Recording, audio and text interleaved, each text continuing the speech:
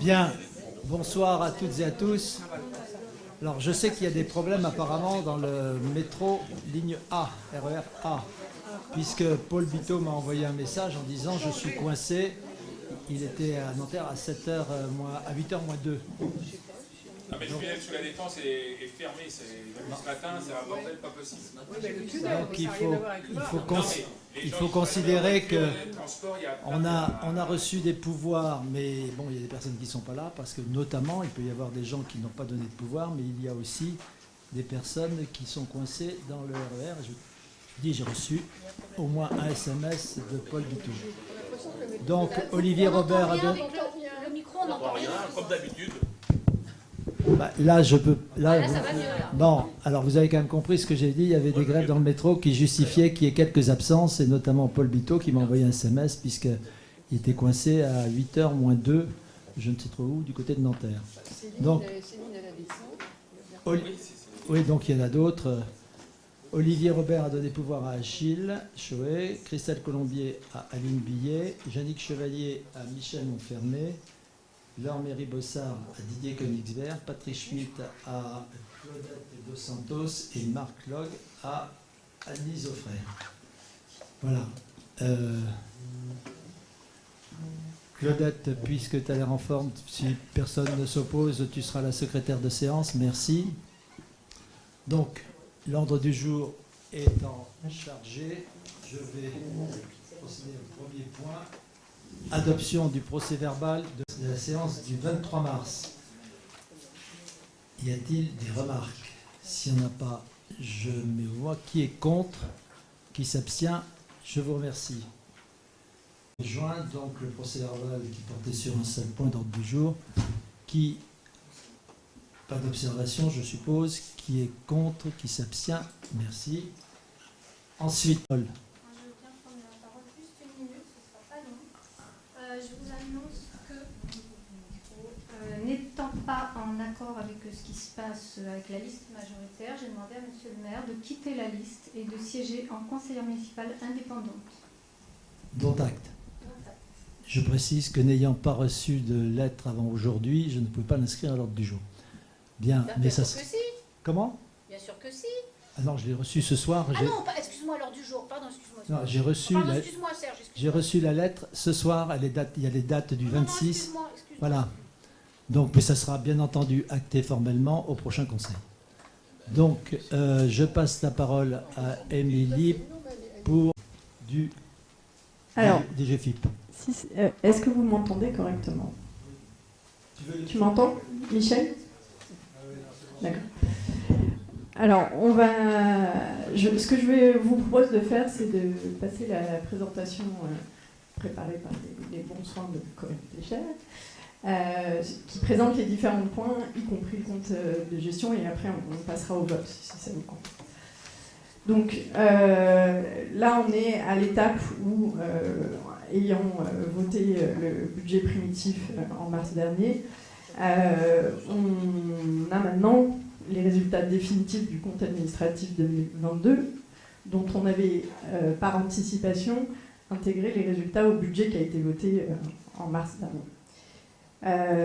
Ici, donc, l'objet est administratif et pour but de vous présenter les réalisations du budget 2022, les variations aussi par rapport à l'exercice précédent, et de vérifier, puisque notre compte administratif est en miroir avec le compte de gestion tenu par la trésorerie, que les deux sont conformes et se correspondent, puisque c'est une comptabilité en miroir.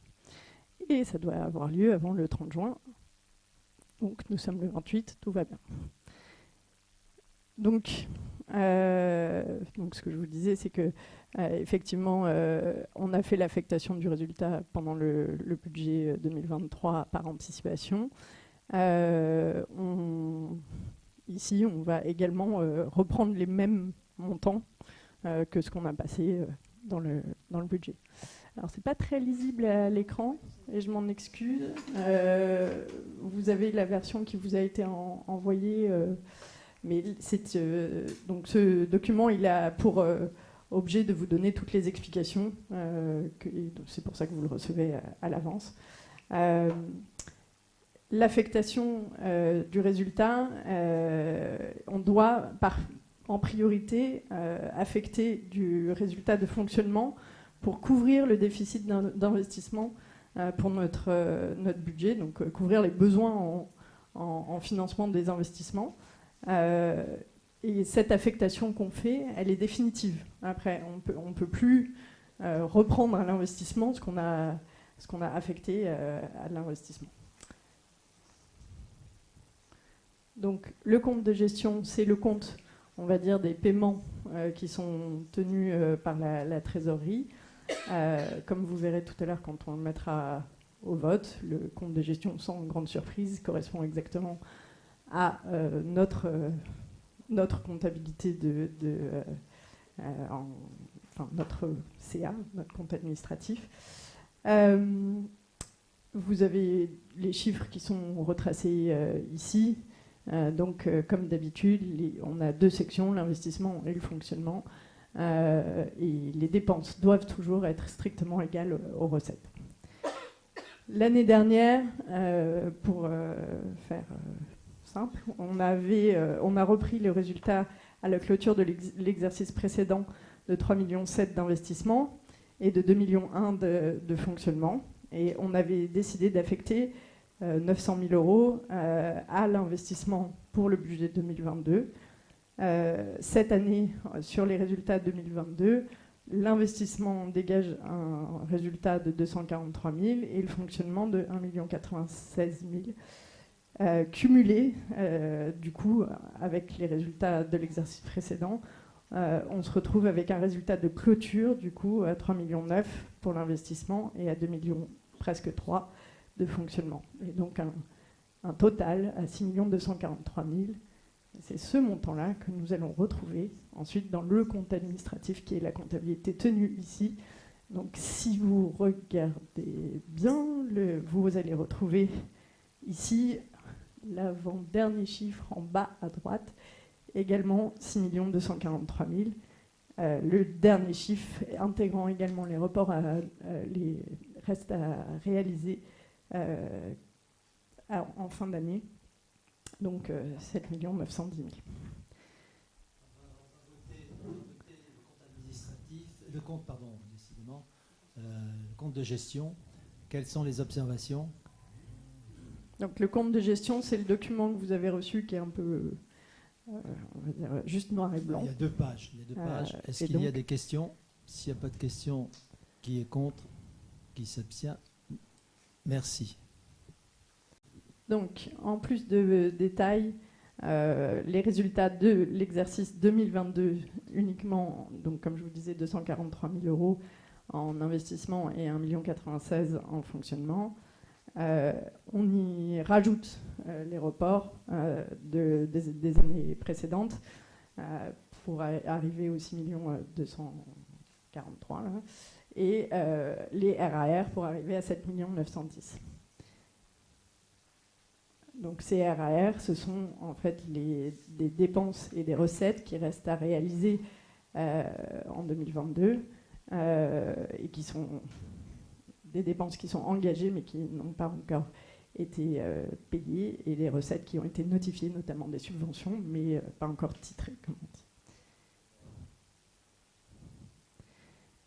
L'affectation du résultat qu'on vous a déjà proposé par anticipation dans le budget, donc c'est 6 243 000. Comme je vous disais tout à l'heure, il faut en affecter une partie pour couvrir les besoins en investissement de l'année d'après.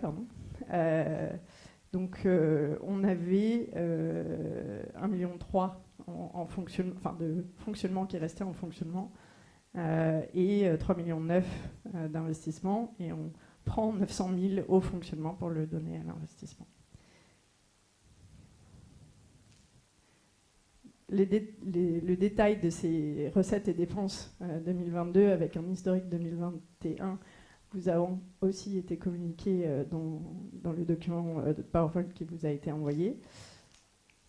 je ne vais pas passer trop longtemps à vous les commenter, si ce n'est pour vous dire que les recettes de fonctionnement, elles sont stables, puisqu'on a une différence de 1 623 € hors les recettes exceptionnelles que sont la vente de Maurice Berthaud l'année 2021 et l'opération sur le bâtiment espace jeunesse à Maison Lafitte. Donc si on retire ces éléments exceptionnels, on a 1 000 € d'écart de recettes de fonctionnement. Vous avez eu ensuite tout un détail sur les différentes formes de recettes de fonctionnement qu'on avait. On peut noter par exemple les impôts et taxes qui se sont très légèrement effrités. Toujours via... alors on a toujours la disparition de la taxe d'apprentissage dont on a beaucoup parlé, mais avec une compensation presque... Taxe d'habitation. Taxe d'habitation, excusez-moi.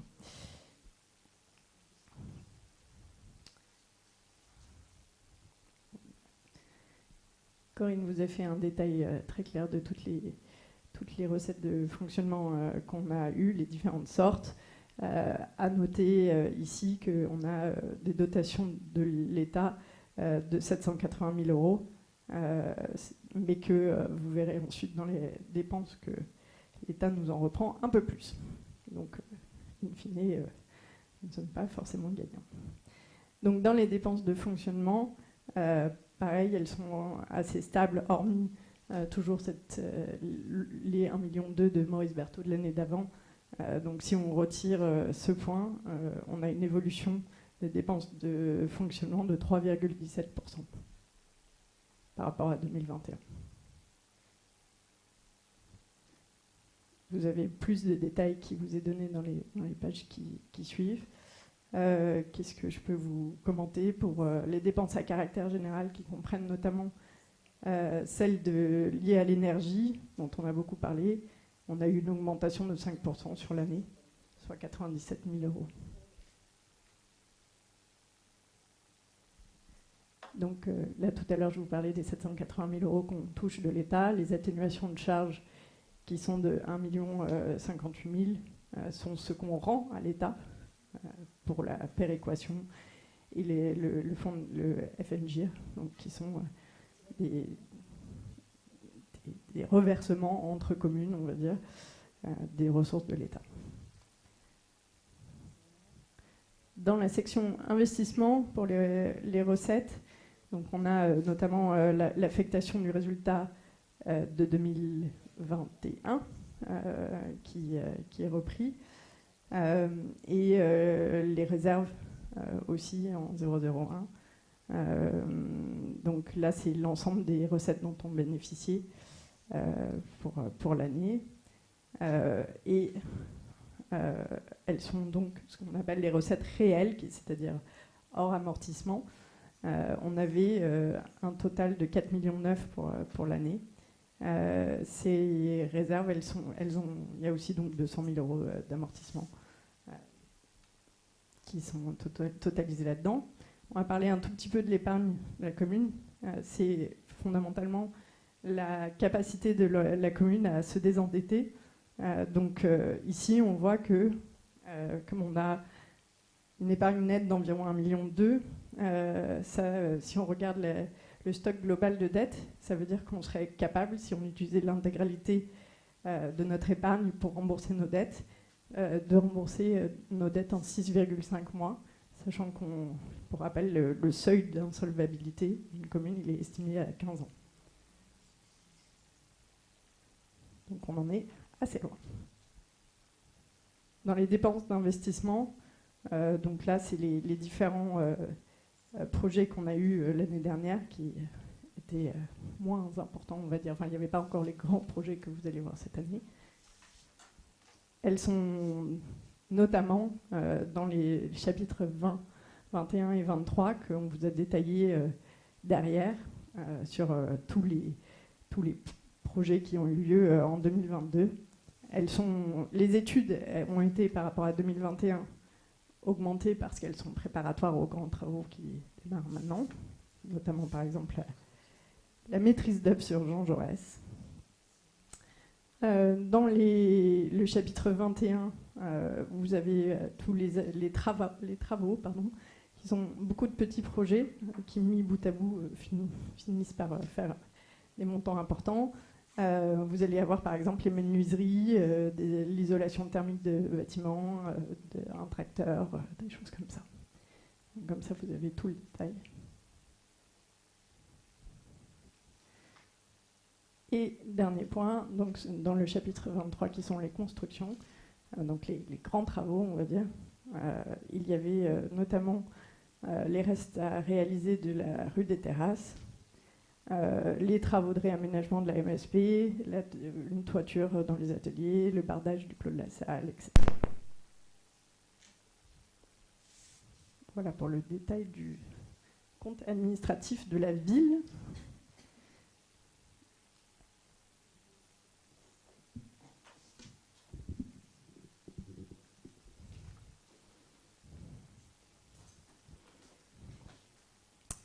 Donc on arrête les résultats définitifs du compte administratif du budget principal, avec un excédent de clôture cumulé à 6 243 000 et avec le reste réalisé à 7 910 000.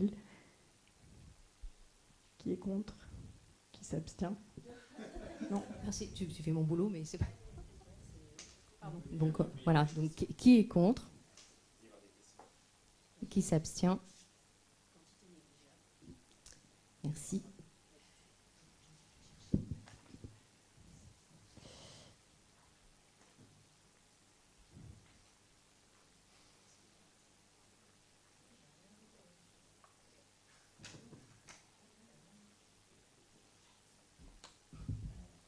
Je vais passer la délibération suivante. Définitivement, le résultat, selon les lignes que nous avions évoquées lors du budget, de façon anticipée.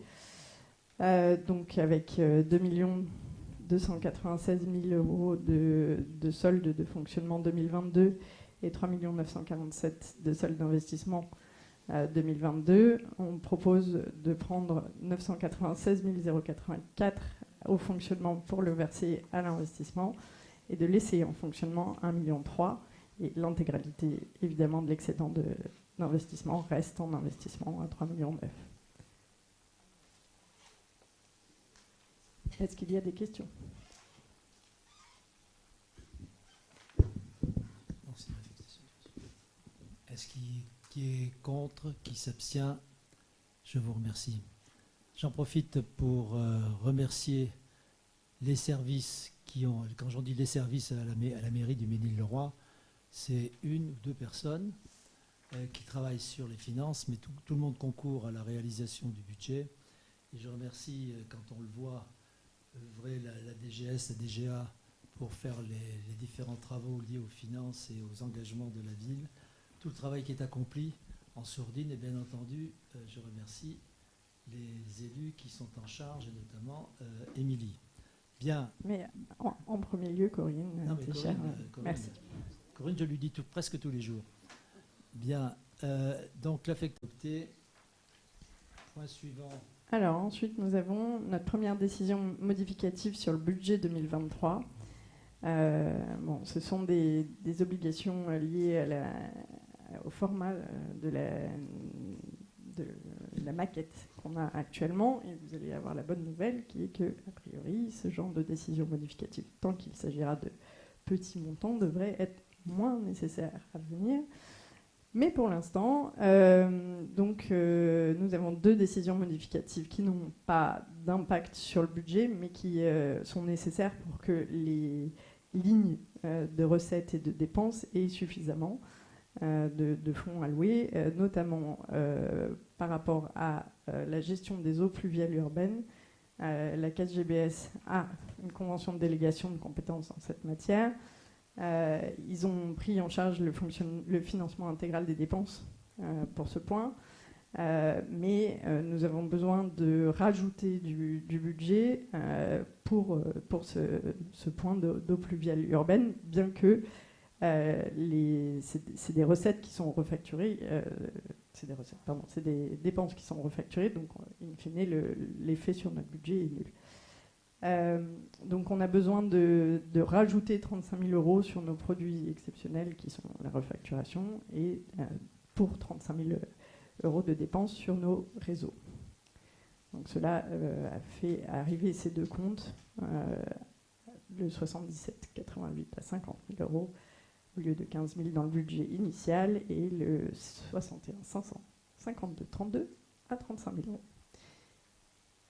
Et deuxième point, les résultats de clôture de l'exercice 2022 ont une erreur de 83 centimes par rapport au budget et nous devons donc ajuster pour tenir compte de cet écart de 83 centimes. Voilà. Donc, est-ce qu'il y a des questions sur ces deux points techniques?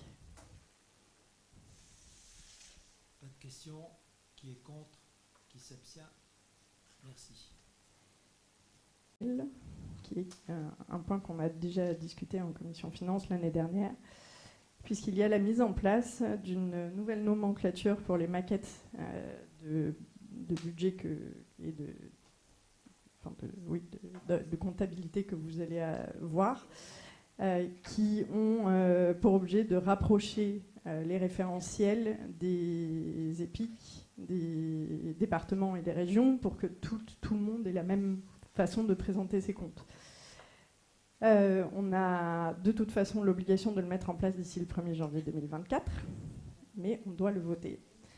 Ce référentiel budgétaire aura, outre le fait que tout le monde présentera dans le public du coup ses comptes de façon plus harmonisée, on va dire, elles ont aussi un avantage c'est ce qu'on appelle la fongibilité, puisque c'est la possibilité de procéder dans la limite de 7,5% des dépenses réelles de chaque section à des mouvements de crédit, évitant ainsi les décisions modificatives qu'on vient de passer, à l'exception des crédits relatifs aux dépenses de personnel.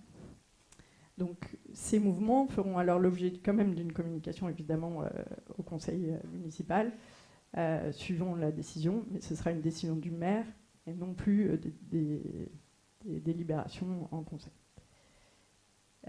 Et donc on vous propose d'adopter la mise en place de cette nomenclature budgétaire et comptable et l'application de la M57 au lieu de la M14 à compter du 1er janvier 2024 qui est la date butoir.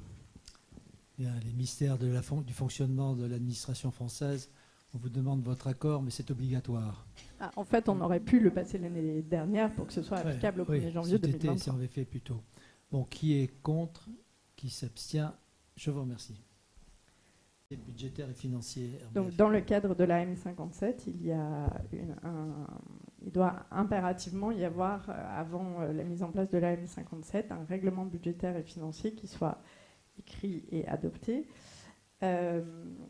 C'est un document qui vous a été joint dans les documents qui vous ont été envoyés, et qui a une vocation pédagogique et qui vous explique aux élus, aux services, le fonctionnement comptable et budgétaire de notre commune.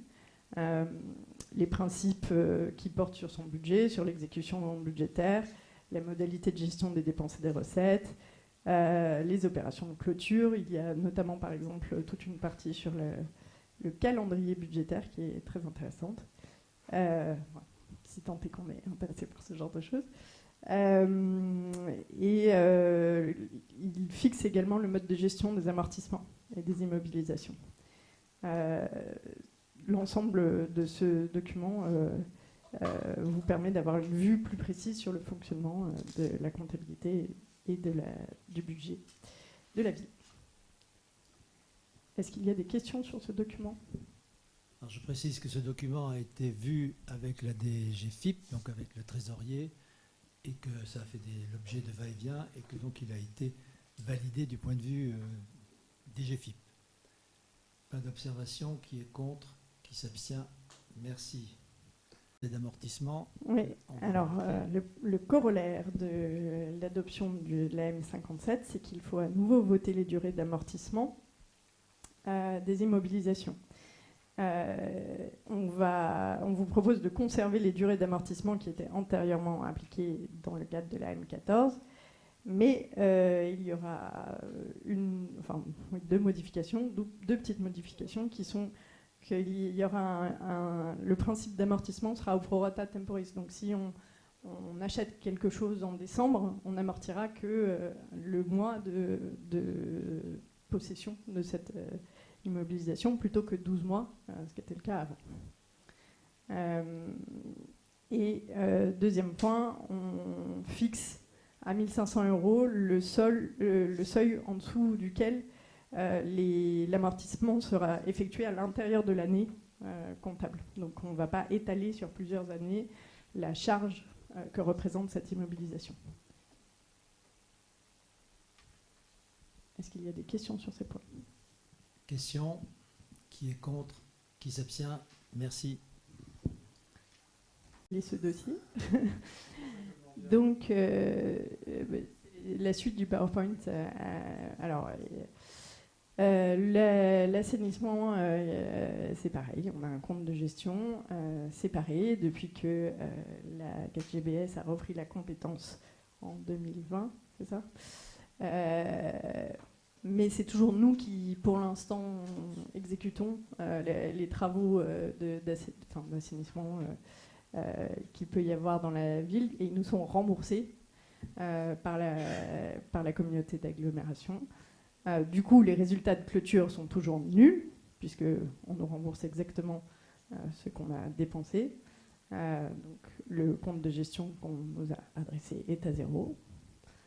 Et ceci correspond aux résultats de clôture qu'on a chez nous, qui sont également nuls. En revanche, on a un détail des recettes de 116 000 €, donc c'est ce que l'agglo nous reverse, et des dépenses pour le même montant en fonctionnement, pardon, que je ne vous ai pas précisé. Les dépenses d'investissement et recettes d'investissement sont également équilibrées à 40 000 €. Par exemple, en 2022, ça a concerné pour 13 000 € des raccordements d'assainissement de particuliers, l'extension du réseau des eaux usées et des créations de regards et d'assainissement collectif. Bien. L'affectation... Le compte de gestion, on est un peu en absurdie, puisque 0, 0, 0 partout. Je vous demande quels sont ceux qui sont contre, quels sont ceux qui s'abstiennent. Merci. Et... C'était l'agglo, je pensais que c'était l'agglo. Et donc sur le compte administratif, qui fait également apparaître un résultat nul qui colle avec le compte de gestion. Voilà.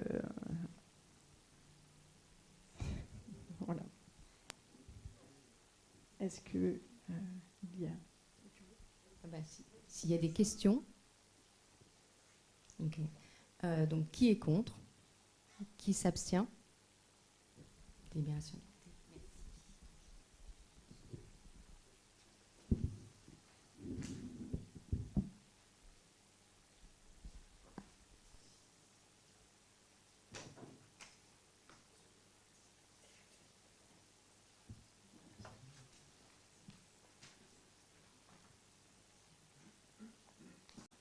On va changer un peu de thème en passant la parole à Aline pour les tarifs de restauration, études de surveillés, garderie, classe de découverte, tout ce qui est à la fois scolaire, périscolaire.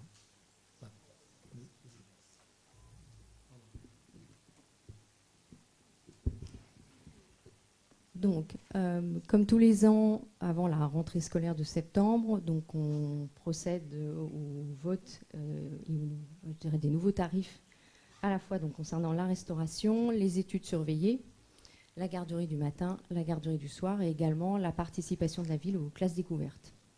Donc, dans le tableau qui vous est présenté dans la délibération, vous avez les tarifs 2022-2023 et ce qui est proposé à compter du 4 septembre 2023, sachant que le seul tarif qui augmente est celui donc, de la restauration scolaire. il y a plusieurs, enfin, la raison principale étant que suite aux différentes augmentations qu'on a pu avoir, on a un delta à la charge de la commune qui devient de plus en plus important. Pour mémoire, lorsqu'on avait voté la dernière augmentation, au mois de décembre, on a le tarif qui était, le coût pour la commune était de 5,51 € hors taxe, ce qui fait 5,82 TTC pour la commune, et on avait donc 5,10 qui avait été le coût pour les familles. Donc là, on propose donc que ce tarif passe à donc 5,60, donc par rapport aux 5,82 que la commune doit payer, sachant que bien sûr, il y a toujours la possibilité du demi-tarif et du quart de tarif. Concernant les tarifs garderie du matin, études surveillées et garderie du soir, pas de changement. La proposition est donc de ne pas changer. Ce sont des tarifs qu'on avait revus il y a 2 ans pour en faire des tarifs à l'unité pour avoir quelque chose de plus juste. Donc là, pas de changement. Et idem pour ce qui est participation de la ville pour les classes découvertes, donc avec 35,50 € par jour par enfant et un montant plafonné par rapport au nombre de jours, au nombre de nuitées.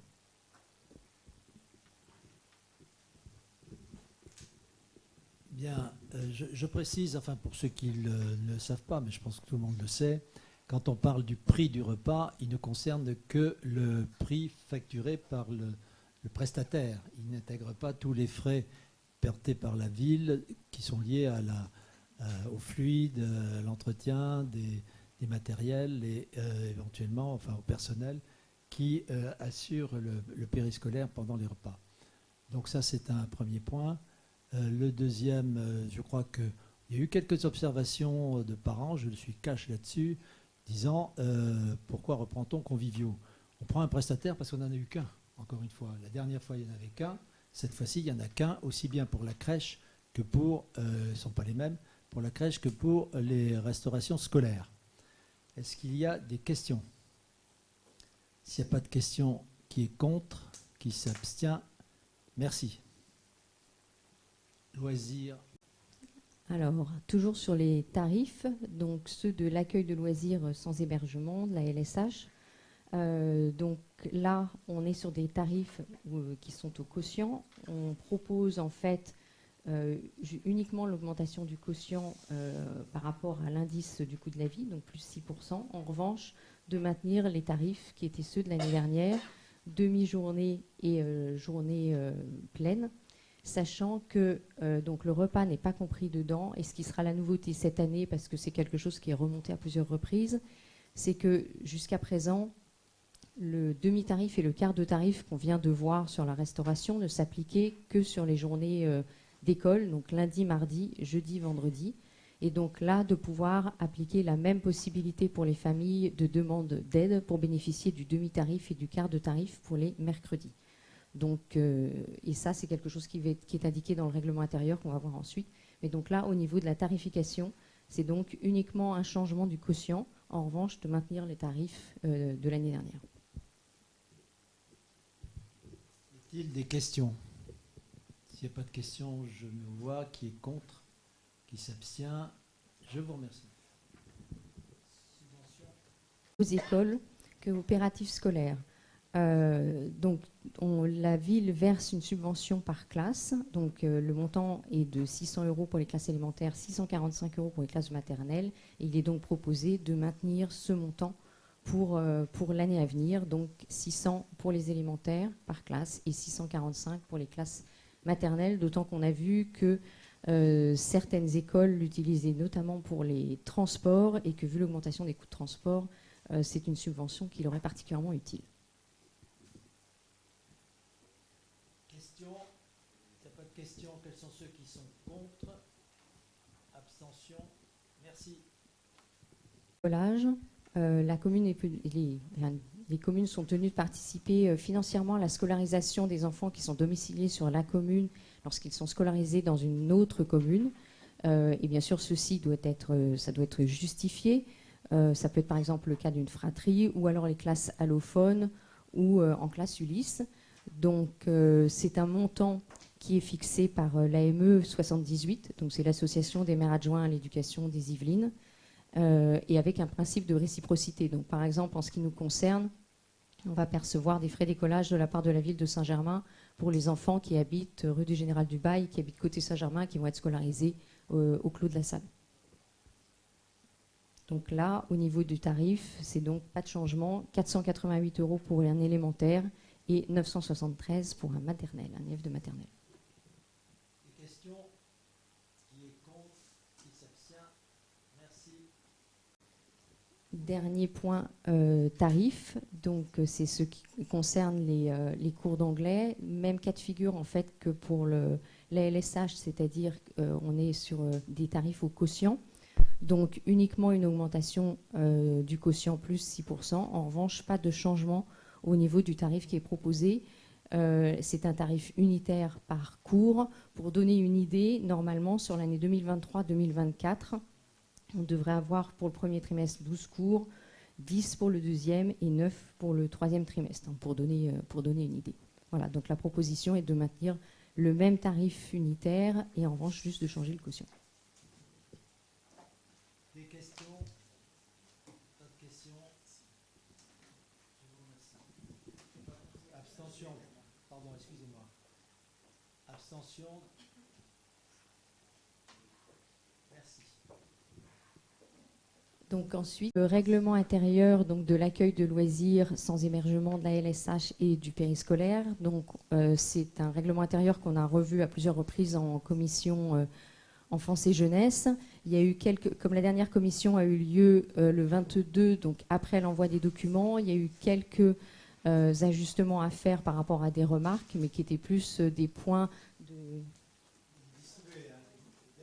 Voilà, le dernier, en espérant que là, on a bien toutes les modifications dont on a parlé pendant la commission, et donc les différents points qu'on a pu voir. Alors après, on va peut-être attendre que tout le monde ait le document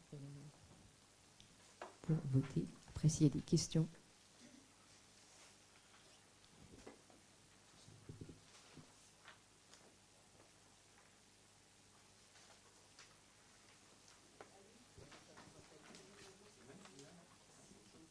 Oui. C'est pas faute qu'on l'ait quand même revu un certain nombre de fois.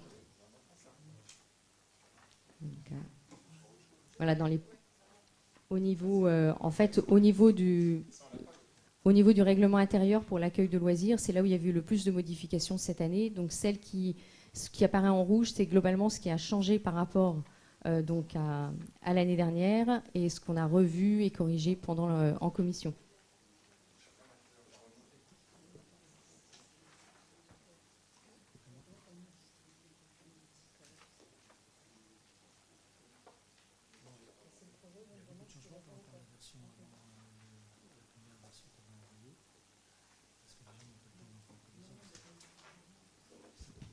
Par rapport à la première version qu'on a envoyée, il n'y a pas eu beaucoup de changements puisque c'était juste des ajustements qu'on a fait pendant la commission sur 2 termes ou des fautes qui avaient été relevées. Donc après, s'il y a des questions.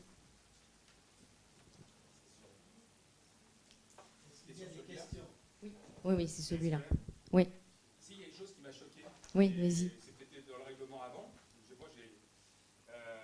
Les enfants qui sont accueil impossible des enfants non scolarisés dans la commune. C'est-à-dire que s'il y a des enfants qui sont dans le privé, on ne les prend pas. Non, alors en fait... je savais oui. Ça m'a choqué de voir ça. En fait, c'est surtout que ça date de la période de Covid. Alors après, voilà, ce qui se passait avant, c'était une autre histoire. Mais en fait, pendant le Covid, on s'est retrouvé avec les protocoles. On a dû refuser des enfants qui sont des Ménilois, mais qui étaient scolarisés dans d'autres écoles. Donc, en fonction, en fait, de l'actualité ou autre, on peut être amené à ne pas accepter des enfants qui seraient... Séparer les classes. Oui, mais tel que c'est mis là, moi je modifierais en disant, voilà, en fonction de la place, on peut éventuellement accepter, parce que c'est quand même... C'était des questions sanitaires. Oui, Ouais. non, mais là, le règlement... Pour comme le on dire le modifie, d'un point de vue général. voilà, ça m'a choqué. Quand j'ai lu ça, ça m'a...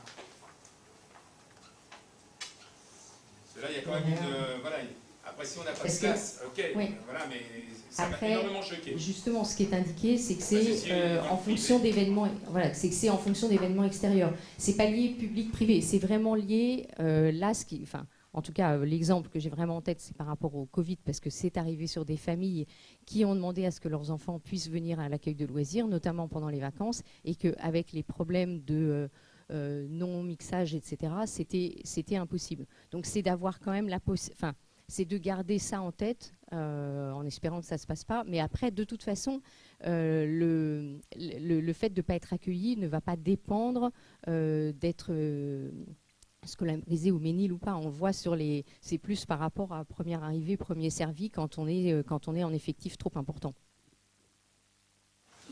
Je l'aurais tourné différemment. Voilà. Je ne suis pas d'accord sur le... Voilà. À partir du moment où il y a un règlement, voilà. Applique et... On va le noter parce qu'effectivement... Non, ça m'a choqué. Après qu'il n'y ait pas de place, qu'on dise, voilà, il n'y a pas de place, Okay. on fasse une petite particularité en disant priorité aux enfants qui sont scolarisés dans la commune, et s'il y a de la place, en fonction des contraintes sanitaires, eh bien, on prend sur une liste d'attente en suivant. Voilà, c'est simplement... Le problème avec les contraintes sanitaires, c'est qu'on n'avait pas le droit au brassage. Donc le souci, c'est qu'on ne pouvait pas mettre chaque enfant d'une école différente dans une salle différente. Non, mais c'est bien. L'important, c'est de dire que pendant les périodes qui sont avec protocole sanitaire, on applique le protocole qui prévaut sur tout autre... Par contre, quand il n'y a pas de protocole sanitaire, il n'y a pas de problème entre le privé et le public dans la commune. Est-ce qu'il y a d'autres questions ? S'il n'y a pas d'autres questions, qui est contre ? Qui s'abstient ? On verra pour le prochain conseil. Correction puisqu'il y a la rentrée. OK. Donc là, pareil, il y a une mise à jour faite pendant les commissions enfance-jeunesse. C'est essentiellement ça a été de remettre les horaires. Donc là, peu de modifications. Et donc, comme l'a fait remarquer, il y a un problème sur la date qui est en bas, donc à modifier. Mais c'est tout en termes de modification.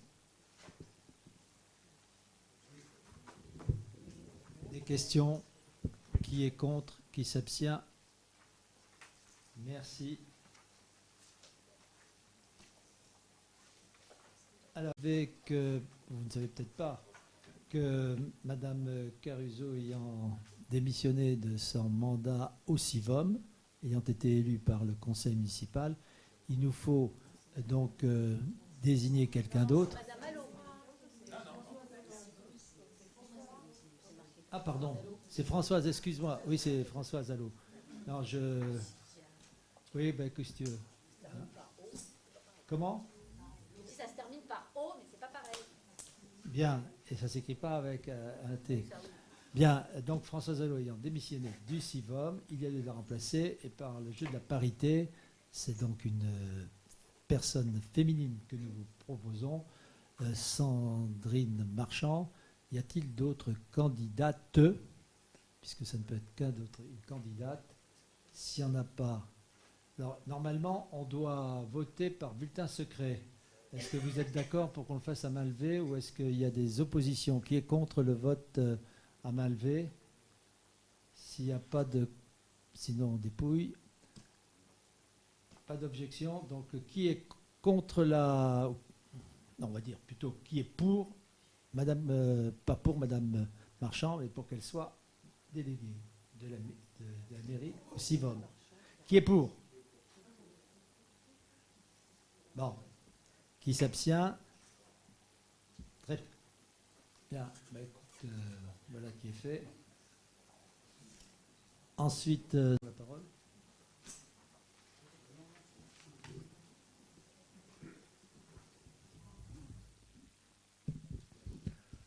Le prochain point est un vote très formel puisqu'il concerne les modifications des statuts de l'agglo. Donc il y a deux modifications à l'ordre du jour. La première concerne le sujet de l'eau potable, de l'assainissement et de la gestion des eaux pluviales, puisque comme le disait tout à l'heure Émilie, depuis 3 ans, l'agglo a repris l'intégralité de la compétence, même si elle nous délègue la gestion opérationnelle. Et les statuts de l'agglo n'ont jamais été mis à jour, donc ils ont été approuvés pour la dernière fois en 2019, donc avant cette modification. Les statuts n'ont jamais été mis à jour, donc c'est la première modification qui est proposée donc, à notre conseil.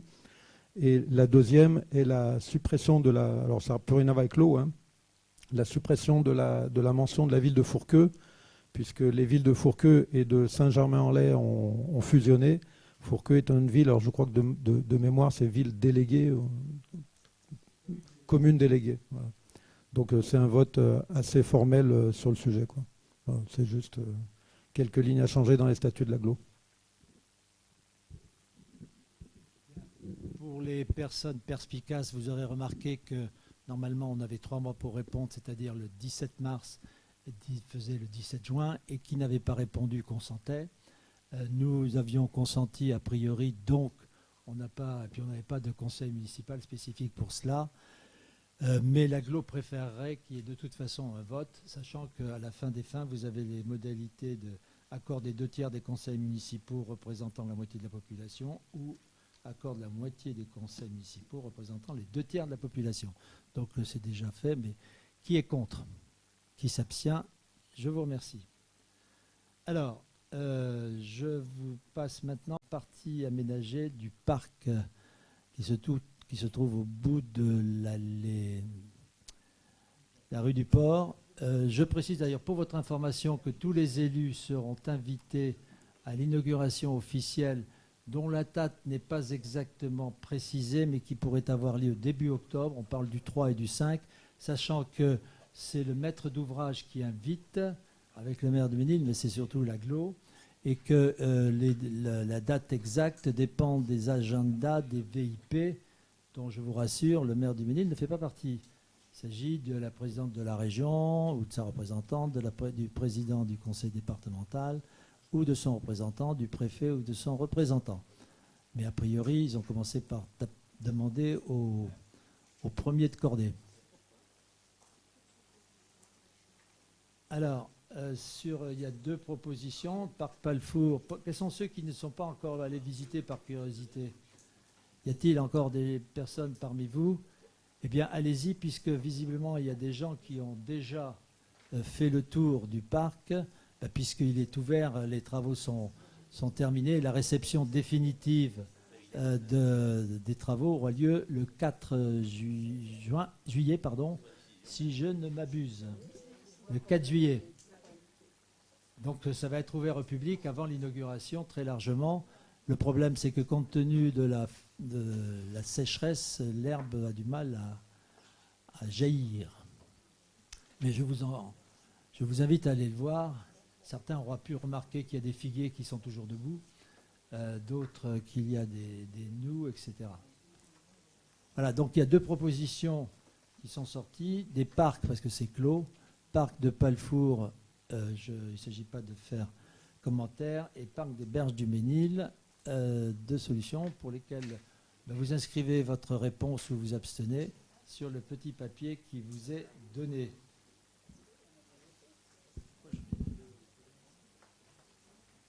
J'ai pas de pouvoir.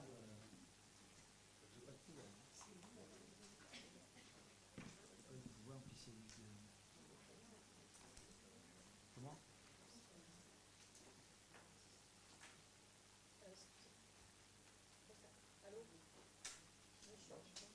Bien. Excusez-moi, quand on a un pouvoir, on n'a pas de bulletin? Si, mais moi j'en ai eu 2, je l'ai rendu, tu vois. Donc toi, tu fais ce que tu veux. Non, mais j'ai pas. Non, j'ai rendu. Bien. Écoute, je pense, Cyriac, que tu dois être le plus jeune. Donc, je pense.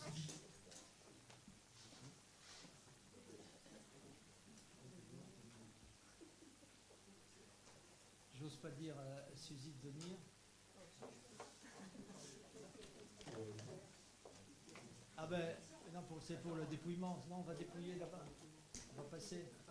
Aline, Annelise, on va passer. Non, mais c'est pas ça, c'est que j'ai fait une rature. Ben, si tu ne l'avais pas dit, on n'aurait pas su que c'était toi. Si tu ne l'avais pas dit, on n'aurait pas su que c'était toi.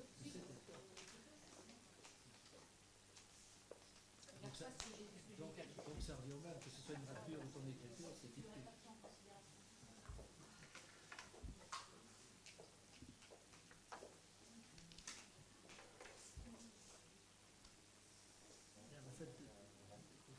dépouillement sur un point. Tiens, tu veux...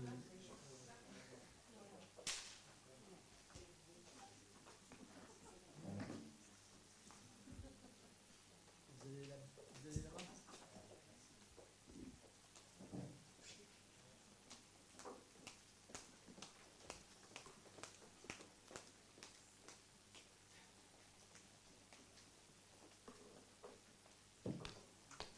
Nombre de bulletins. On compte les bulletins d'abord.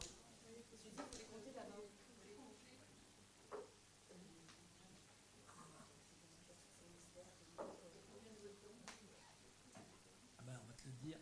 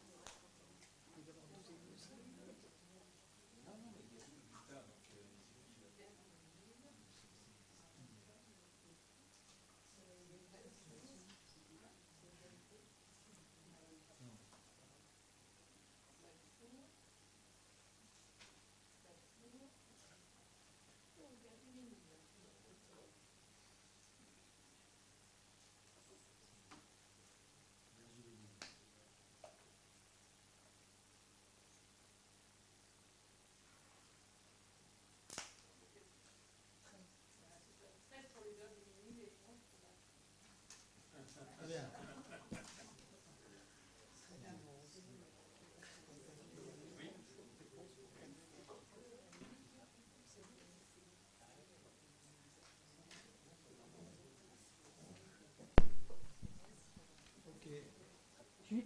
Juste une petite chose, j'aurais trouvé peut-être sympathique, comme on avait un peu de temps, de faire, ça aurait été sympathique, je pense, parce que on est tous effectivement extrêmement jeunes autour de cette table, mais j'aurais trouvé sympa qu'on fasse peut-être participer les enfants de nos écoles à ce joli projet. Et je pense, tu te souviens, en des temps... le succès que tu avais eu, notamment à Jaurès, au moment d'étape, où c'est quelque chose qui avait vraiment été, en plus de ça, demandé à nouveau que tu puisses, parce que les enfants avaient adoré la façon dont tu avais parlé du Ménil, et je trouve que, mais c'est très personnel, on est peut-être, je trouve que c'est dommage qu'on soit passé à côté d'avoir sollicité nos jeunes pour cette dénomination auquel tu aurais, encore une fois, me semble-t-il, participé. Je m'arrête là. Ensuite, la parole à Cyriac pour le plan de sauvegarde communal de sauvegarde.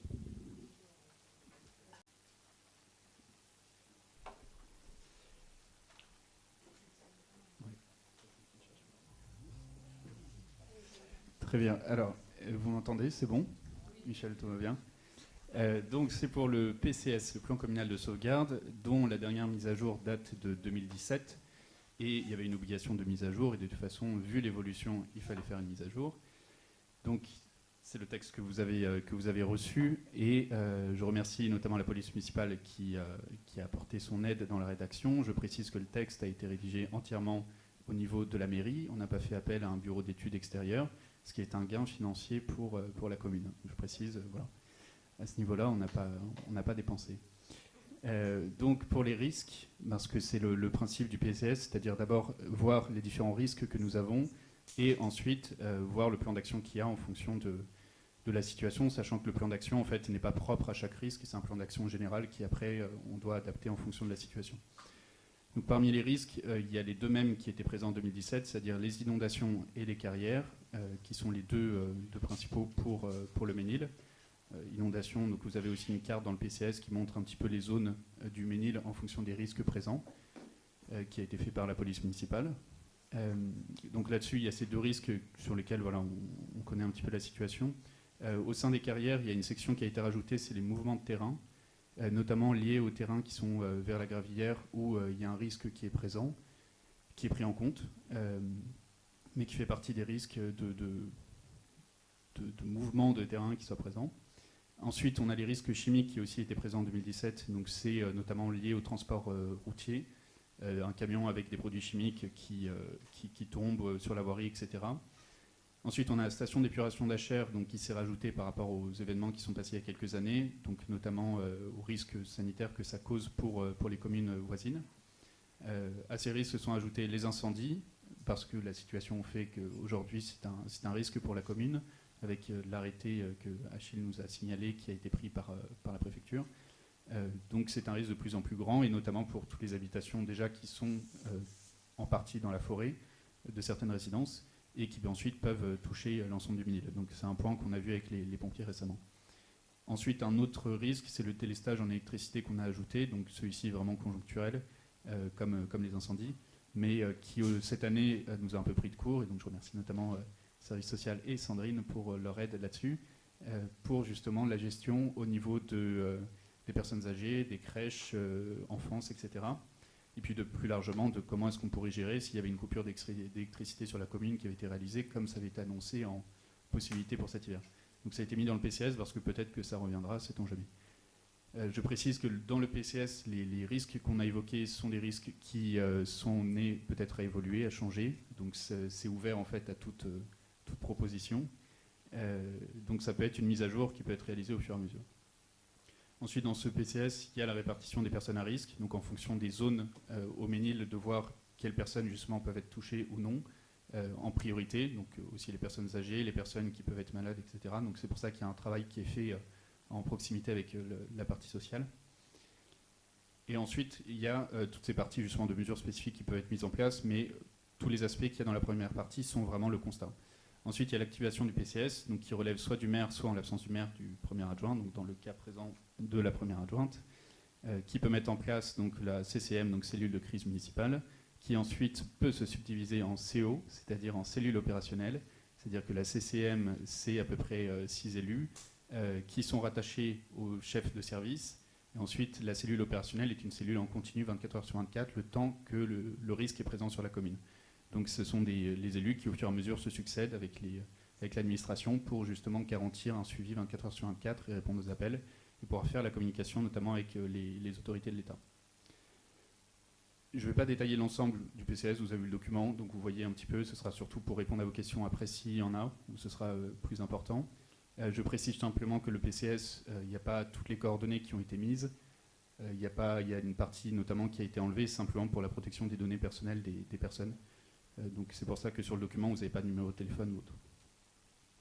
Et un aspect qui rentre en considération de plus en plus, c'est toute la partie communication de ces risques, donc l'utilisation des réseaux sociaux pour communiquer, donc Facebook, Instagram, le site de la commune. On va avoir aussi le déclenchement d'alertes par SMS, la sirène d'alerte, et ensuite tout ce qui est humain, c'est-à-dire l'utilisation, enfin on passe par les présidents de copropriété, associations syndicales, gardiens de copropriété, etc. Tous ceux qui peuvent faire un relais de proximité et qui surtout peuvent faire remonter, même si c'est fait en amont, mais qui peuvent faire remonter si quelqu'un a un besoin en particulier. Ça, c'est pour les éléments à peu près généraux sur le PCS de présentation, sachant que c'est amené encore une fois à évoluer, c'est-à-dire que si on voit de nouveaux problèmes, si on voit que la cellule doit évoluer, dans ce cas-là, on fera une mise à jour du PCS en fonction des besoins et des risques qu'on peut avoir sur la commune. Si vous avez des questions.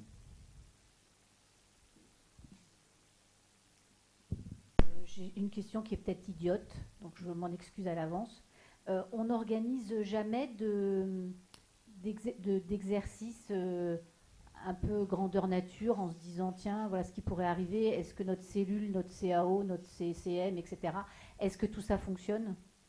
Je pense notamment, je vais te dire, lors de la mandature précédente, on s'était rendu compte, si je ne m'abuse, je pense qu'on avait fait appel à Jean-Claude, non, pour prêter ou un canot ou je ne sais pas trop quoi. Il y avait on s'était rendu compte qu'il nous manquait du matériel.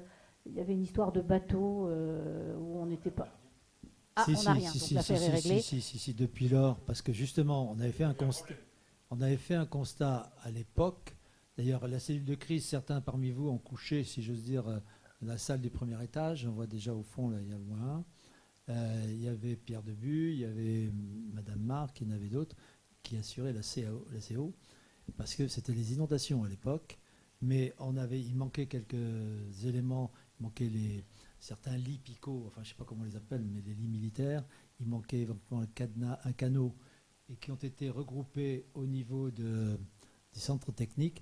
Par contre, ce qu'avait fait remarquer Daniel Tilly, c'est qu'il y a lieu périodiquement d'aller vérifier si tout fonctionne. Et comment?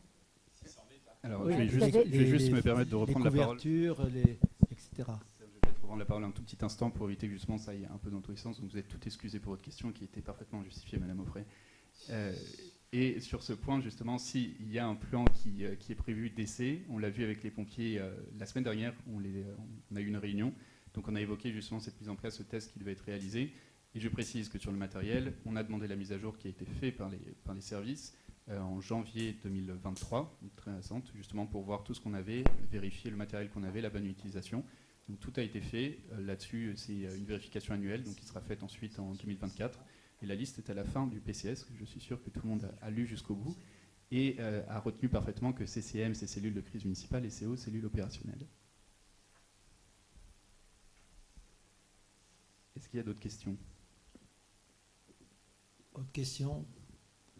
Je pense que les risques incendies, là on a vu, j'ai signé une décision pour le contrôle des hydrants. C'est-à-dire qu'il faut prendre, parce qu'avant c'était l'État qui se chargeait à travers les pompiers des contrôles, maintenant c'est à la charge des communes. C'est un élément de plus qui nous passe dans la main. Mais les hydrants, c'est le problème du diamètre des tuyaux pour alimenter notamment des parties forestières. Alors je signale d'ailleurs en matière d'incendie que la préfecture rappelle qu'il y a lieu de tondre toutes les jardins, prairies et autres, ce qui appartient au privé et ce qui appartient à l'État ou à la commune. On a fait le point avec Achille, c'était il y a une dizaine de jours, pour savoir s'il fallait intervenir auprès, mais il n'y a pas de grands parcs dans des copropriétés. A priori, il n'y a pas de problème. Sinon, du côté sous la terrasse, ou ceux qui sont en bordure de la forêt, du côté des grands champs ou des côtés de comment s'appelle, celle qui est en face de l'église, la résidence en face de l'église. Bien, s'il n'y a pas d'autres questions, on prend acte, oui, on prend acte, même s'il y a marqué pour, contre, abstention, on prend acte.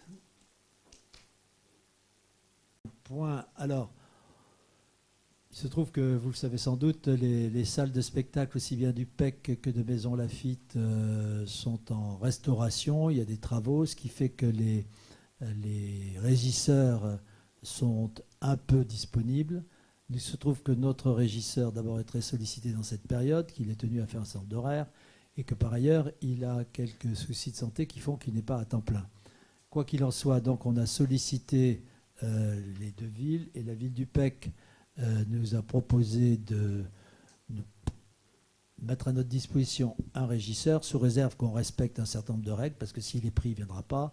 Et il y a donc une convention qui passe en conseil chez nous aujourd'hui, qui doit passer en conseil au PEC demain soir, pour que nous puissions faire appel en tant que de besoin à leur régisseur, étant entendu qu'il appartiendra au maire du PEC de dire s'il est disponible ou pas, tout simplement. Mais s'il est disponible, ils sont prêts à nous payer. Et vous avez dans la convention le tarif horaire en fonction des de la journée, du soir, du week-end, etc. Voilà. Est-ce qu'il y a des questions? S'il n'y a pas de questions, c'est la mutualisation que j'apprécie. S'il n'y a pas de questions, qui est contre? Qui s'abstient? Merci. Vous avez donc vous avez les, je cherche mon papier, les décisions, je sais pas où je l'ai mis. Vous avez les décisions du maire qui vous présentent l'ensemble des décisions qui ont été prises pendant depuis le dernier, en fait, ça correspond depuis mars. Je peux vous dire, je ne le retrouve plus, il va être paumé dans mes papiers. Donc je ne vais pas vous les relire toutes. Il y en a un certain nombre qui sont liés au marché, les principaux, en fonction des montants. Bon, il y a des petits montants, il y a de la maintenance, il y a surtout les grands marchés du projet Jaurès. Et il y a après les événements culturels avec les financements de certaines prestations, soit pour le public en général, je pense au Brésil, ou pour le centre de loisirs ou la bibliothèque. Voilà. Et pour les subventions du passage Saint-Vincent, il y en a deux grosses, on va les avoir ou on ne va pas les avoir? Alors, parce que la demande a été faite. Oui, les demandes. Alors, si, il y a les demandes de subventions qui sont faites. Mais alors, il y a aussi pour le tennis couvert, la couverture du tennis. C'est pas le tennis couvert. Le passage Saint-Vincent, il y a deux. Oui, il y en a deux, mais pour l'instant, on attend qu'ils répondent parce que c'est l'agence Seine-Normandie qui donne sa réponse. Tu as des éléments, Achille? Parce que c'est une date en fait. Il y a une commission qui se réunit, je n'ai pas la date de la prochaine commission. Je saurais pas. On a la même chose. Les sommes sont importantes. Si on n'a pas la subvention, qu'est-ce qu'on fait? On le fait et c'est sur le budget de la ville. Ah. Sur le passage Saint-Vincent, il n'y a aucun risque qu'on n'ait pas de subvention. Après, c'est le montant. Voilà, après, ça va être le montant, puisque les critères qui sont fixés à la fois par l'agence de l'eau et la région. Donc pour le passage Saint-Vincent, on est éligible à la fois aux aides de la région et à l'aide de l'agence de l'eau. L'agence de l'eau, puisqu'on fait une gestion des eaux pluviales, comme on a fait pour la cour de récréation de la maternelle Jaurès. Et on est également éligible aux aides de la région, puisqu'on augmente la surface de végétalisation du passage. Vous allez me dire, ce n'est pas très difficile, puisqu'on était proche de zéro, pas tout à fait, mais proche de zéro. On est donc éligible aux deux aides. Donc le dossier, effectivement, est en cours de dépôt donc, auprès de l'agence de l'eau, qui ensuite coordonne avec la région. Donc là, on a la certitude de toucher une subvention. Après, le montant est lié à la manière dont l'agence de l'eau va analyser le dossier et va prendre en compte les surfaces, en fait, qui servent à maintenir les eaux pluviales dans la parcelle et aux surfaces végétalisées, puisqu'en fait, il faut qu'il valide la méthode de calcul qui a été faite par notre maître d'œuvre, qui valide les surfaces, il vérifie le projet, et ensuite, à partir des éléments qu'ils auront vérifiés, soit ils valident totalement notre projet, soit ils peuvent être amenés à nous enlever des mètres carrés, en fait, c'est ça, et donc réduire le montant de la subvention. Mais par contre, on a la certitude d'avoir la subvention, voilà, sauf cataclysme, guerre nucléaire ou autre, on aura une subvention pour le passage Saint-Vincent. Comme pour la cour de récréation, d'ailleurs. En cour de récréation, on est toujours... donc le dossier a été déposé maintenant il y a 3 mois à peu près. Et on attend toujours le passage de la commission. Ils ont 4 à 6 mois pour répondre. Voilà, nous, en gros, on a 1 mois pour faire le dépôt du dossier, mais l'agence de l'eau et les financeurs ont 4 à 6 mois pour nous répondre, quoi. Voilà. Alors, on peut faire, comme pour toute subvention, en fait, on peut faire une demande de démarrage anticipé à partir du moment où on a déposé le dossier.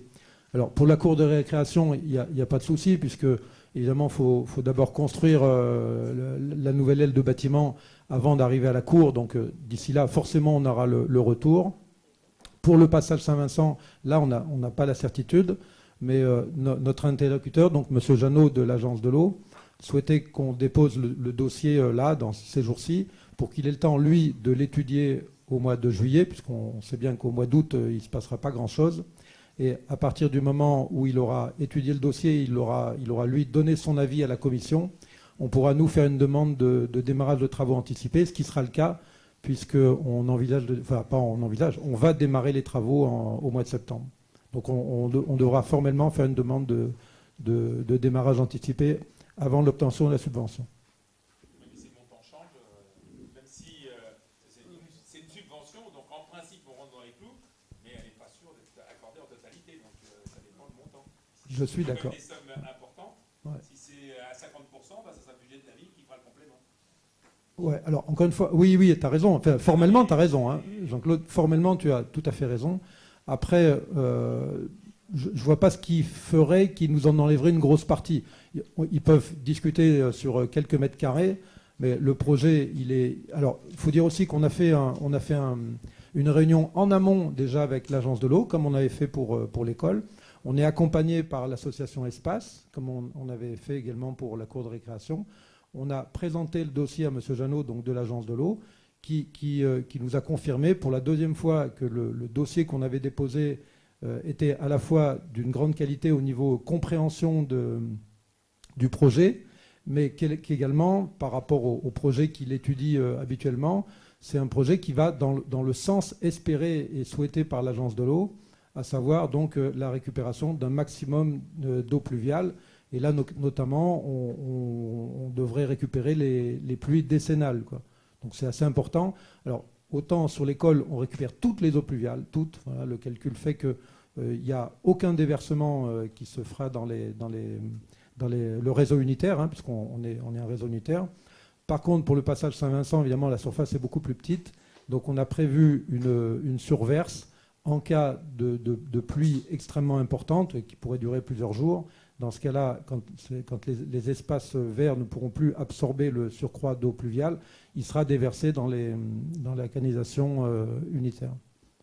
Mais M. Jeannot nous l'a dit 2 fois quand même que les 2 projets qu'on avait présentés étaient d'une très grande qualité, à la fois sur le plan environnemental et sur le plan du montage du dossier par lui-même, quoi, et de la clarté des documents. Donc on n'a pas de risque de ne pas avoir de subvention. Après, le montant, évidemment, tant qu'on ne l'a pas, je ne peux pas le garantir, quoi.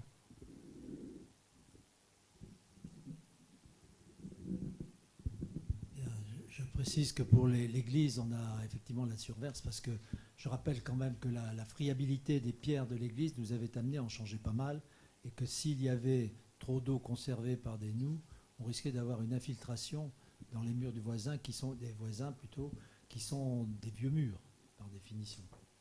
Bien. Donc, on va passer maintenant aux questions. Non, excusez-moi, j'attendais que mes collègues aient terminé. Est-ce que je peux vous poser 2 petites questions? Alors, une un petit peu technique, parce que j'ai essayé de comprendre des choses par moi-même et je ne suis pas arrivée, je l'avoue très humblement. Je voudrais revenir sur les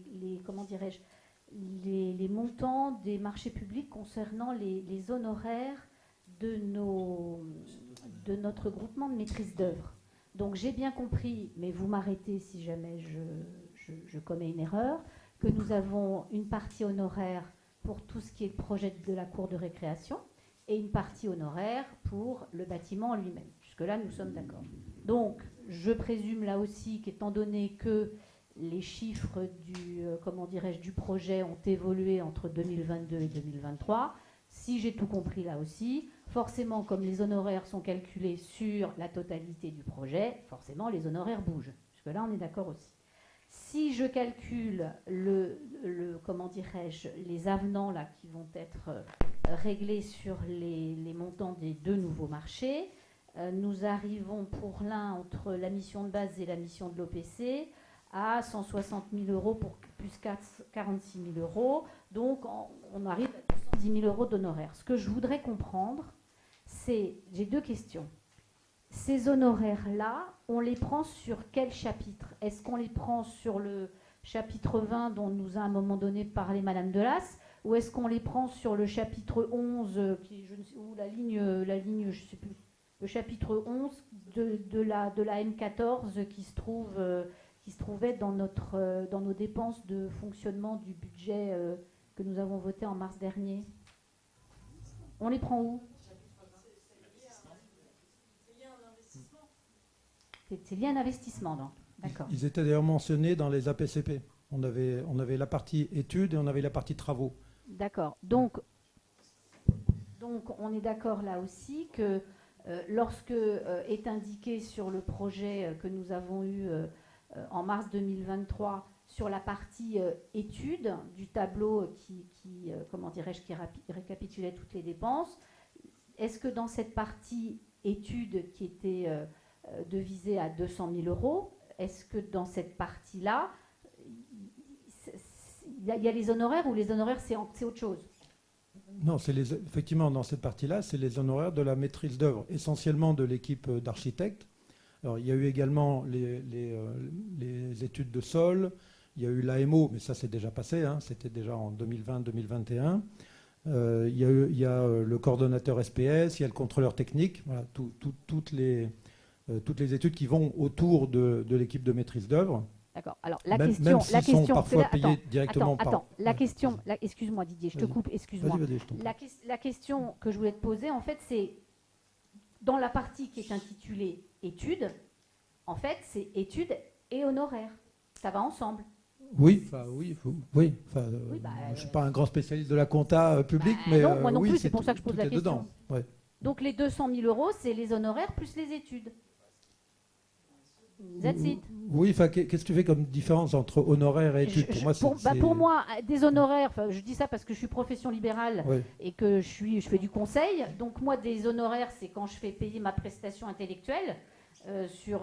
Et pour moi, je touche des honoraires. Une étude, c'est quand je fais vraiment quelque chose d'approfondi avec des dossiers techniques, etc. Pour moi, études et honoraires, c'est pour ça que je vous pose la question. Pour moi, ce n'est pas la même chose. Maintenant, si vous me dites qu'une étude, c'est la même chose que des honoraires, moi, je pensais que comment dirais-je, l'architecte, pour la faire plus courte, l'architecte, il se payait. Mais il se payait ses honoraires, tu comprends ce que je veux dire, sur la totalité du projet. Mais que les études, on peut très bien demander une étude de sol, je vais dire une bêtise, mais pour moi, études et honoraires, c'est deux choses différentes. En fait, un chapitre va ensuite regrouper un certain nombre de rubriques comptables, enfin de comptes comptables, pour être clair. Le chapitre 20, c'est le chapitre immobilisation incorporelle. En dessous, à l'intérieur de ce chapitre, il y a le compte 202 qui sont les frais de réalisation de documents d'urbanisme, le compte 2031 qui sont les frais d'études et le compte 2051 qui sont des concessions et droits similaires. Donc oui, comptablement, ça va rentrer à l'intérieur de ces différents comptes selon les règles de comptabilité. D'accord, donc je répète, les 200 000 € que vous annoncez pour la totalité du projet, même si effectivement j'ai bien compris que c'était réparti sur plusieurs années, puisque c'est quelque chose sur 3 ans, les 200 000 €, c'est études et honoraires. C'est comptablement regroupé sous le même chapitre, si c'est ça la question. D'autant plus que maintenant je comprends effectivement la distinction. Je comprends la distinction que tu fais entre les deux. On passe un marché à un maître d'œuvre. Donc le maître d'œuvre, il est pilote d'une équipe pluridisciplinaire. Lui réalise la partie conception, hein, c'est l'architecte, mais il a dans son équipe un bureau d'études thermiques, de fluides, et un bureau d'études techniques. Bon, n'empêche que c'est un seul marché. Alors, nous, on en a un spécifique pour la cour, mais pour l'agrandissement de l'école par elle-même, on a un marché de maîtrise d'œuvre, et dans la maîtrise d'œuvre, il y a à la fois de la conception intellectuelle et architecturale, mais également des études. À côté, on a des études qui ont été faites en amont et qui sont prises en charge directement par la maîtrise d'ouvrage. C'est les études de sol, ça c'est à part, elles ont été faites en amont. Également la mission de coordonnateur SPS, c'est pris en charge directement. Et la mission de contrôleur technique, évidemment, puisque l'équipe de maîtrise d'œuvre ne peut pas à la fois réaliser la conception et vérifier sa conception. Et qui c'est qui paye ça ? Ça, c'est nous. Enfin, c'est dans les. D'accord. Donc ça fait partie du montant global. Tout est regroupé dans le montant global des études. Il y a à la fois le marché donc de maîtrise d'œuvre et les études dont une partie ont déjà été payées, ont été faites en amont. Par exemple, l'étude de sol a été faite en 2021, je crois, quoi. Donc ça, c'est déjà passé, quoi. D'accord. Mais alors, je répète. Quand vous annoncez 200 000 € d'études, c'est quelque chose de global. J'ai donc bien compris que c'était les honoraires et les études. Ça, j'ai tout bien compris. Maintenant, la question est de savoir, c'est les 200 000 euros qu'on nous a annoncés lors du budget 2023 et qui est passé au conseil municipal.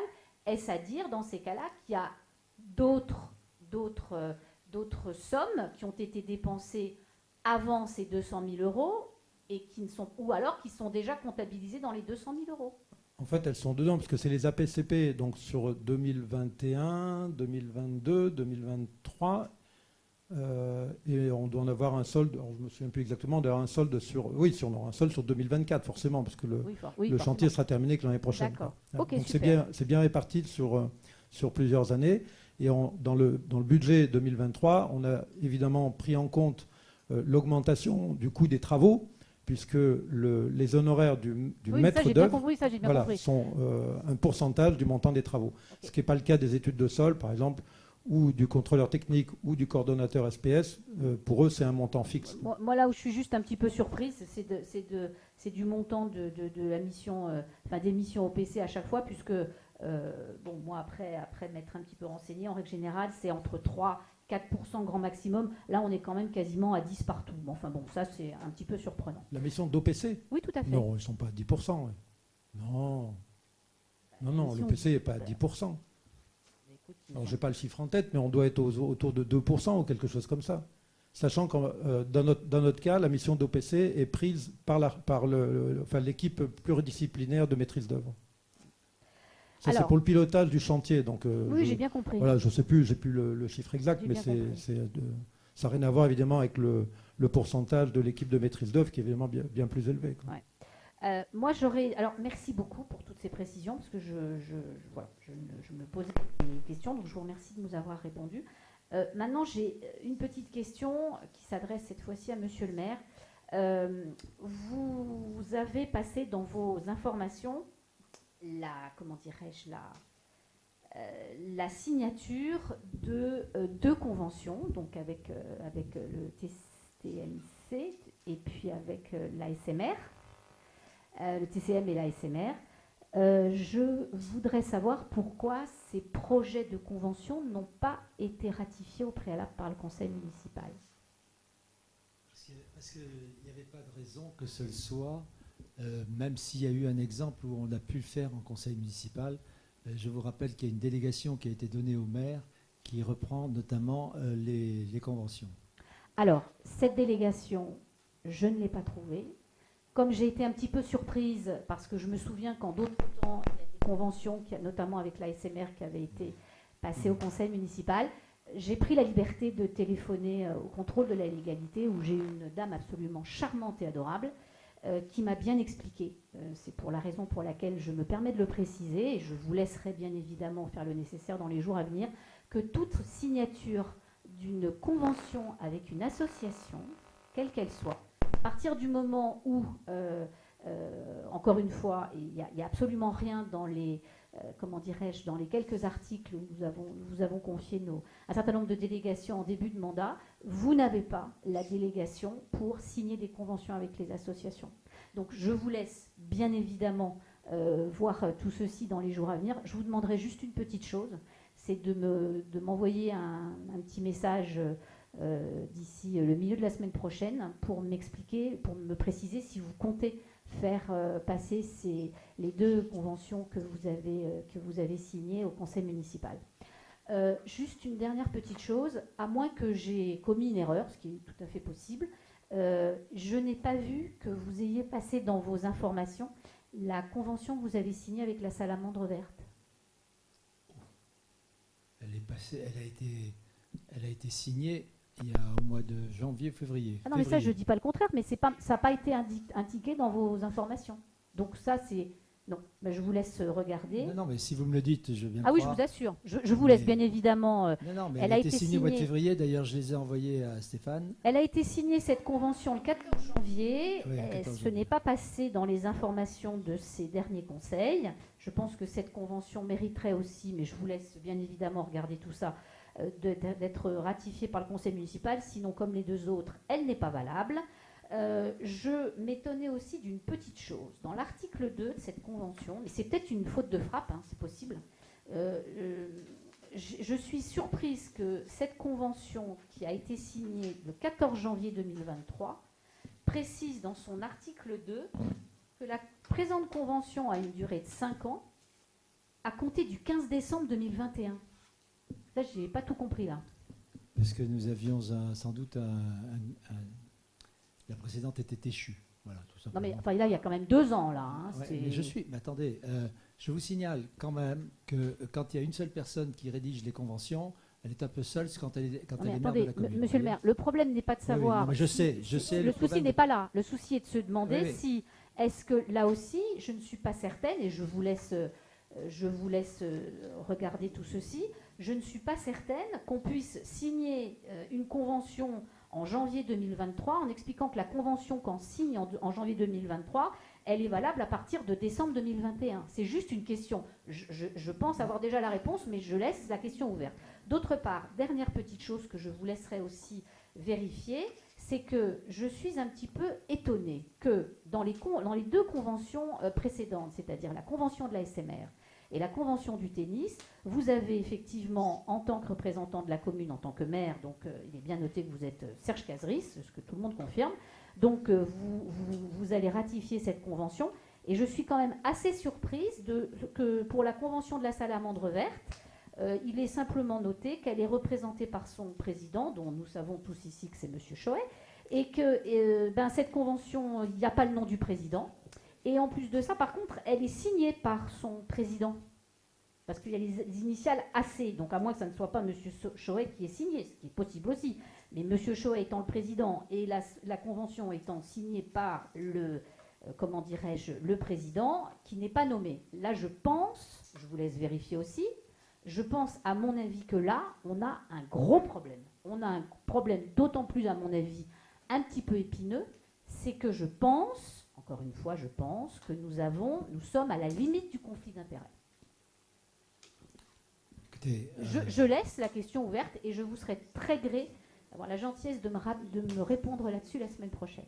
Merci beaucoup. Alors ça, s'il vous plaît. Je ne répondrai que si j'ai le temps de pouvoir travailler là-dessus. Je vous signale qu'on arrive en fin de saison et qu'il y a des manifestations et des travaux à accomplir qui passent peut-être un peu avant ce point important que vous soulevez, mais qui donnera du temps, parce que si je dois contacter le contrôle de légalité et si je dois contacter éventuellement les avocats, ils ne répondent pas Monsieur comme le ça maire, au souffle. Monsieur le maire, sincèrement, c'est l'opposition qui est en train de pointer du doigt de façon quand même flagrante. J'ai très bien compris. Et vous êtes en train de me dire que vous n'avez pas le temps de vérifier. Je pense qu'on a un petit souci là aussi, si je peux me permettre. Oui, eh bien écoutez, vous viendrez voir l'organigramme de la commune et vous comprendrez pourquoi. Monsieur le maire, je pense qu'on a vous avez une direction. Je pense que ça c'est basique. La direction fait plus souvent du travail de secrétariat que de direction, faute d'avoir des effectifs. Ça, c'est pas mon problème. Non, mais je sais bien que c'est pas votre problème. Mon problème. Mais à un moment donné, il faut quand même regarder les choses en face. Hein.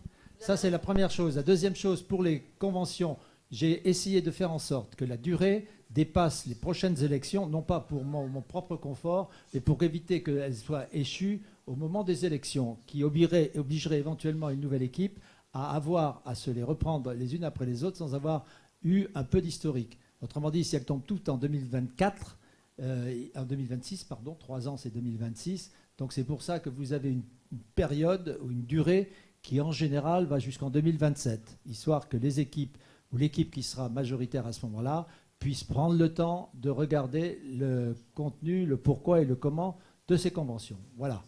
Bien. Maintenant, je sais qu'il y a une question orale qui porte sur le TCMR. Je crois qu'on peut arrêter sur le TCMR et je regarderai effectivement le problème de la délégation du maire en la matière. Bien, s'il n'y a pas d'autres questions, de toute façon il n'y a pas de questions sur les décisions, je passe aux questions orales. Et bien, alors la première c'est Stéphane Ledoux.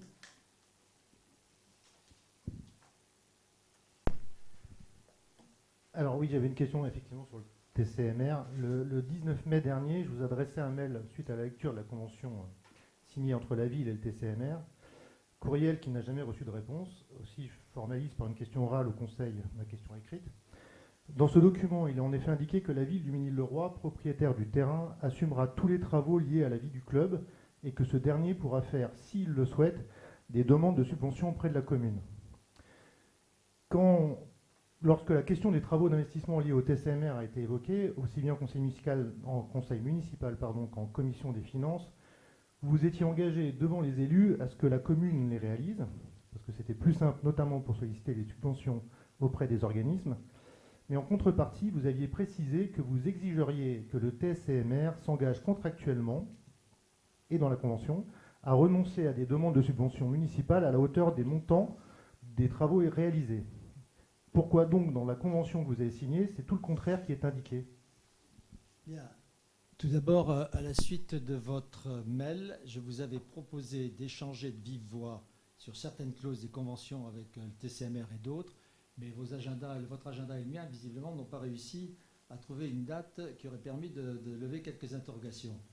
Votre question d'aujourd'hui reprend in extenso les deux mêmes questions que votre mail, et où vous soulignez que la convention dit que la ville du Ménil-le-Roi assumera tous les travaux liés à la vie du club que ce dernier pourrait faire s'il souhaite des demandes de subvention, ce que vous venez de dire. Pour les travaux de réparation, je cite l'article 3.2 de la convention signée le 23 mars 2023.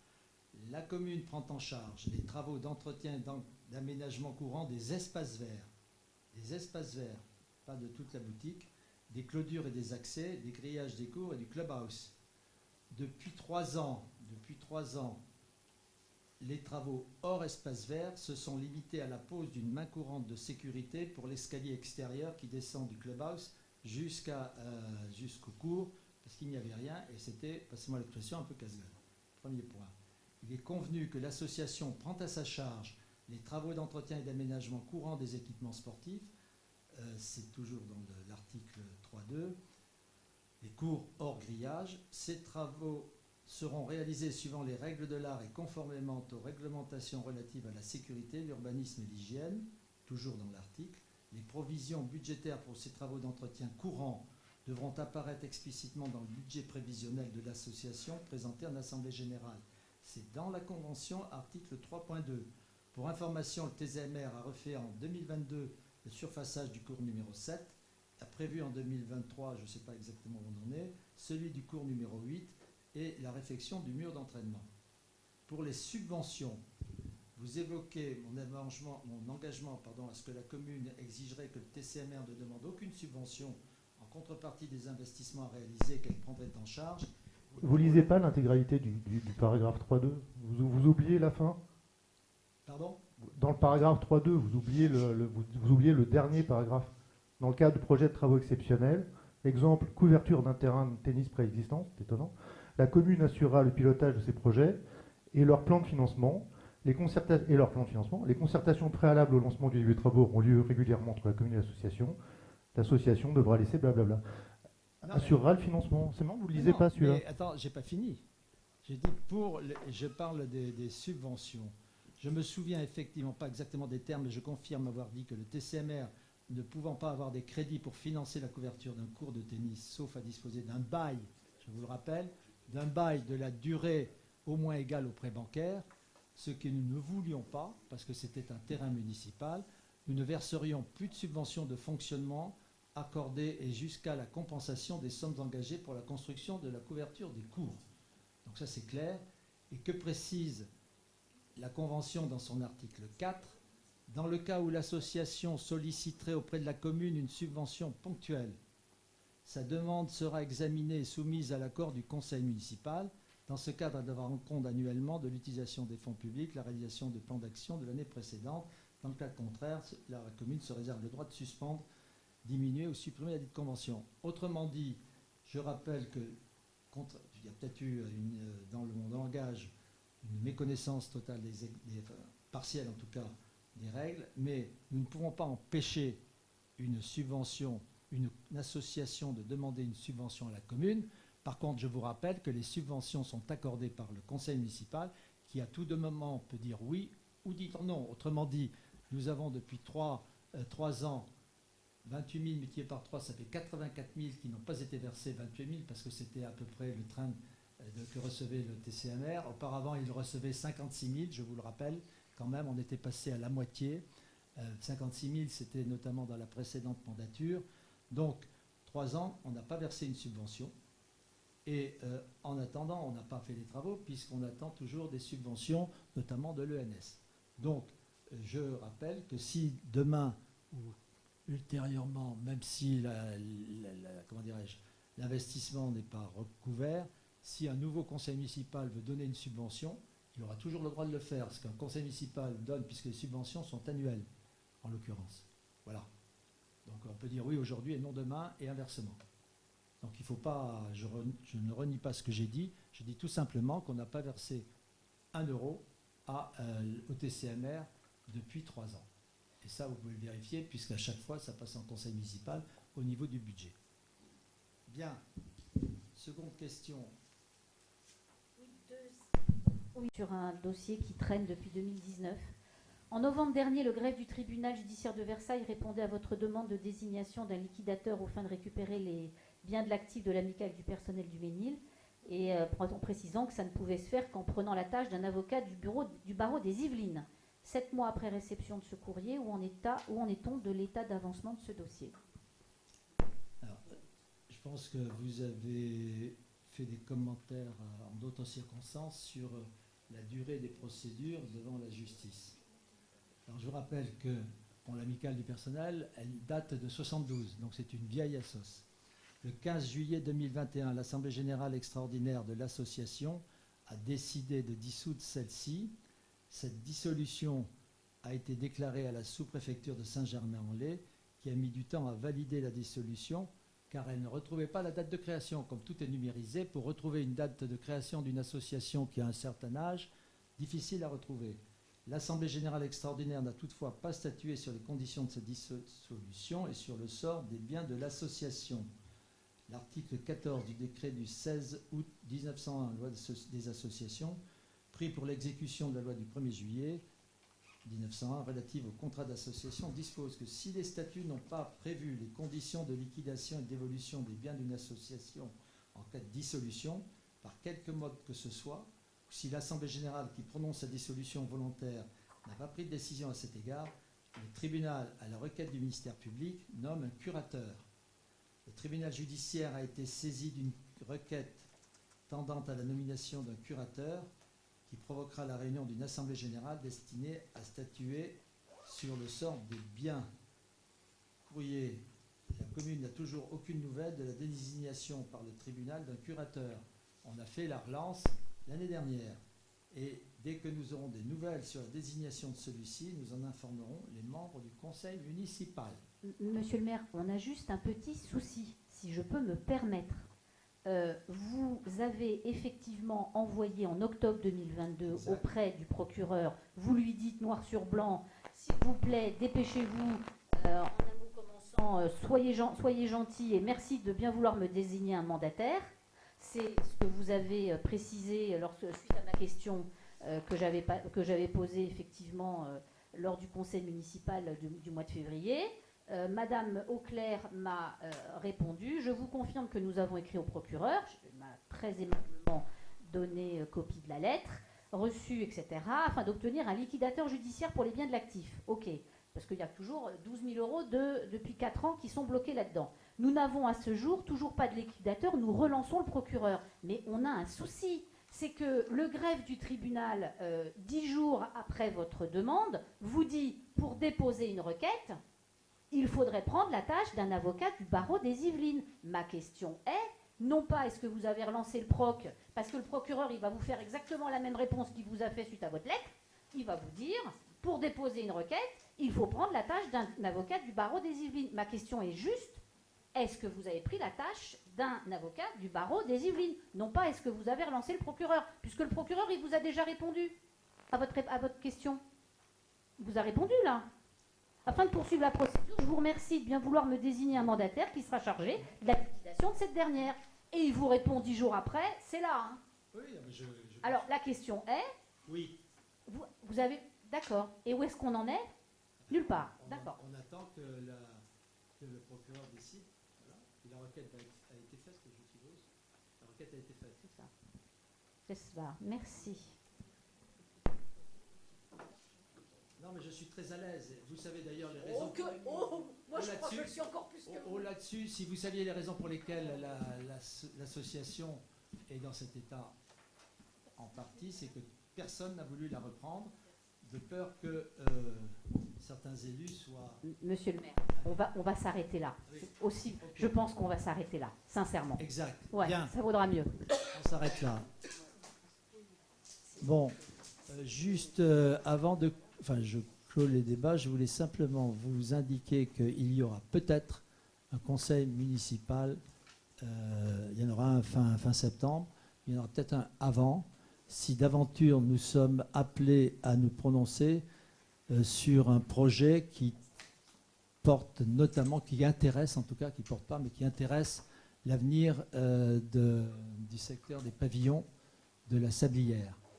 Ceci avec le département. Ce n'est pas avec un aménageur, c'est avec le département.